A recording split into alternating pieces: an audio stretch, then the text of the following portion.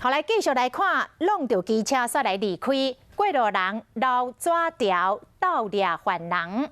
台中一个客运车司机伫咧巷仔口弄倒一台机车，无来报警就做伊走。有人看到，甲车摆好记落来。客运车司机因为肇事逃走，互开罚1000块，另外佫互吊销驾照1个月，袂当做生理咯。但是这个机车咧，是停伫咧路口10公尺内，嘛是违规，嘛是罚款900块。警方讲，当时客运车司机若是来报警，根本都袂去互处罚。客运车开入去巷仔内，正月的时阵去开着路边的机车，司机有落车甲车按落正，但是无报警。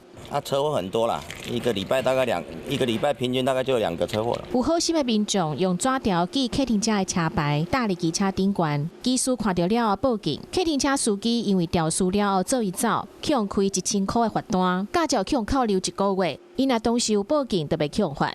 当时机车呢大概就停在这个位置，虽然地上没有画红线，不过呢它停在距离路口10公尺以内，等于违停。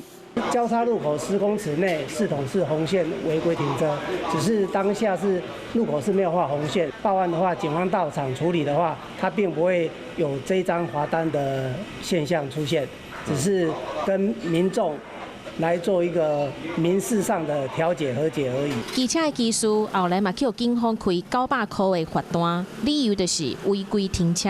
来提醒一下，虽然讲足侪巷仔内底无画红线，但是只要离路口10公尺以内，拢袂使停车。